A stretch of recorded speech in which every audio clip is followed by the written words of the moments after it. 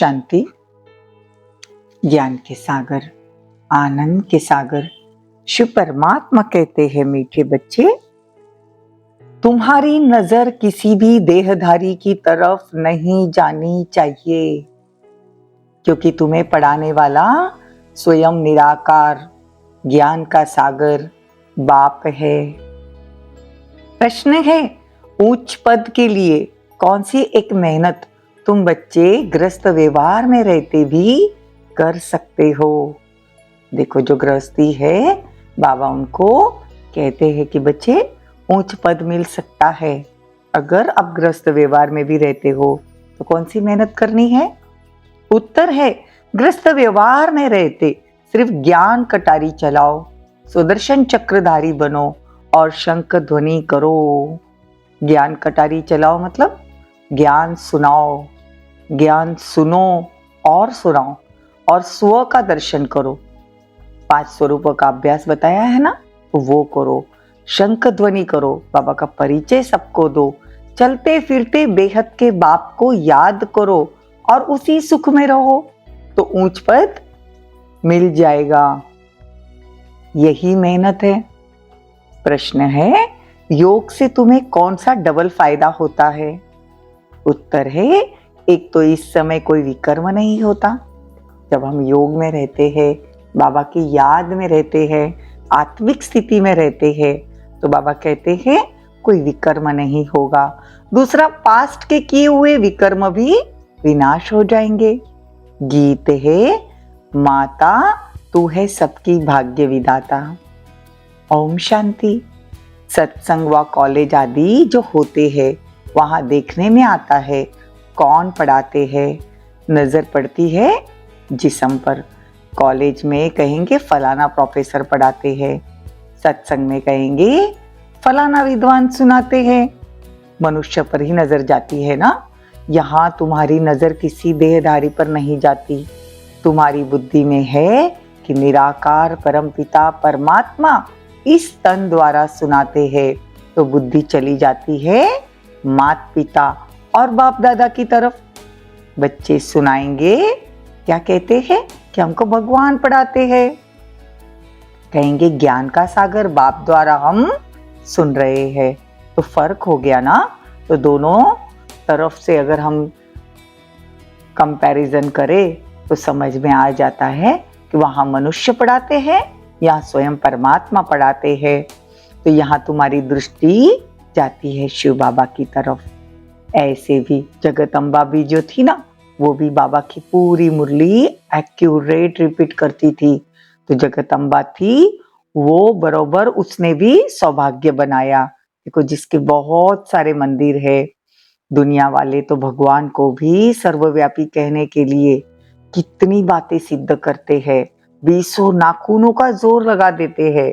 लेकिन बाबा कहते हैं तुम्हारा समझना और उनका समझना बहुत फर्क है। हम बेहद के बाप से सीख रहे हैं। हमको बाबा आदि मध्य अंत की नॉलेज देते हैं। बाबा कहते दुनिया में तो बहुत सारे लोग हैं जो जीव घात कर देते हैं। कोई तो देखो शिव पर भी बलि चढ़ जाते हैं। बाबा कहते जीव घात कभी नहीं करना चाहिए। अगर हम जीव घात करते हैं तो हमको यहाँ ही वापस जन्म लेना है, और वो भी गंदा जन्म मिलेगा। बहुत दुखी हो जाएंगे। अभी दुखी होकर शरीर खत्म कर देते हैं और फिर और भी पाप चढ़ जाता है। तो बाबा कहते हैं जीवघात करने वाले में भी बहुत वैरायटी होती है। जैसे देखो, कोई स्त्री का पति गुजर जाता है तो वो सती हो जाती है, वो बात अलग है। लेकिन यहाँ पे तो देखो बहुत आत्मघात, जीवघात, आत्मघात तो नहीं कह सकते, वो भले आत्महत्या कहते हैं, लेकिन वो जीवघात हो जाता है। शरीर को वो खत्म करते हैं, आत्मा तो खत्म नहीं होती।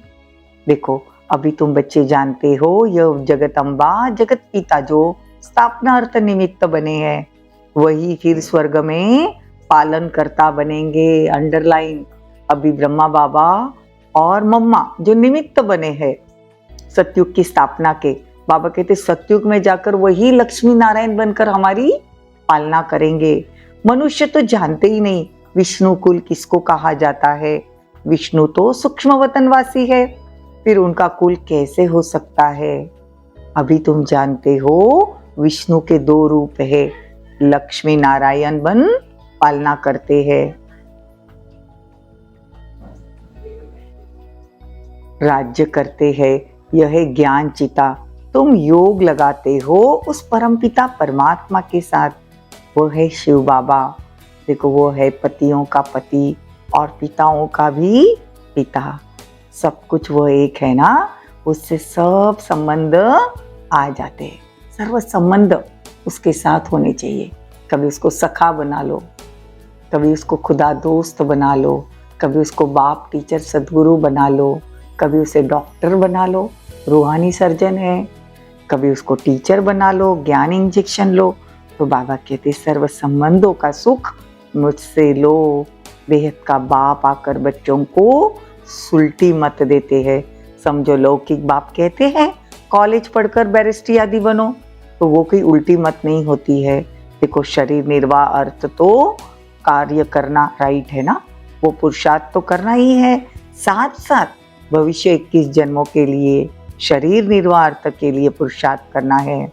पढ़ाई होती ही है शरीर निर्वाह के लिए, पढ़ाई तो करनी पड़ेगी ना, नहीं तो धन आदि कहाँ से आएगा। धन कोई माया थोड़ी है, धन तो आवश्यक चीज है। इसीलिए तो कहते हैं ना कि तुम धन से ऊपर आ जाते हो, मतलब जिसके पास पैसा है, पैसा तुमको ऊपर ले जाता है, लेकिन तुम पैसे को ऊपर नहीं लेके जा सकते। जब शरीर छोड़ेंगे तो ऊपर थोड़ी लेके जा सकेंगे, तो धन तो आवश्यक चीज है। तो बाबा कहते हैं कि पवित्र बनना है। देखो पवित्रता के बल से तो सन्यासी लोगों ने क्या किया है, भारत को थमा के रखा है ना, नहीं तो भारत बहुत टू मच वेश्यालय बन जाता था। इसीलिए बाबा कहते हैं कि निवृत्त मार्ग वाली भी पवित्रता चाहिए। यहाँ तो देखो प्रवृत्ति मार्ग की पवित्रता है, मतलब भारत में पवित्र प्रवृत्ति मार्ग था, मतलब लक्ष्मी नारायण भी पवित्र रहते थे। वो बोले गृहस्थ में रहते थे लेकिन पवित्रता थी वहां पर। तो हम देवी देवताएं थे तो पवित्र थे, अब अपवित्र बने हैं। तो आधा कल्प 5 विकारों द्वारा हम अपवित्र बने। माया थोड़ा थोड़ा कर कर हमको पूरा अपवित्र और पतित बना देती है। इसीलिए तो बाबा आते हैं ना। तो देखो जगत अम्बा भी देखो कितनी सौभाग्यशाली है। देखो हम उसके गीत गाते हैं ना, परंतु हम कुछ भी समझते नहीं कि सौभाग्य विधाता कैसे बनाते हैं। हम 100% भाग्यशाली बनते हैं। मम्मा का भी देखो कितना बड़ा मेला लगता है, परंतु जगत अम्बा को कोई जानते ही नहीं। बंगाल में काली को बहुत मानते हैं, परंतु जानते नहीं काली और जगदम्बा में क्या फर्क है। जगत अम्बा को गोरा दिखाते हैं और काली को काला दिखाते हैं। जगत अम्बा ही लक्ष्मी नारायण बनती है, मतलब लक्ष्मी बनती है तो गोरी थी, फिर 84 जन्म लेते तो काली हो जाती है।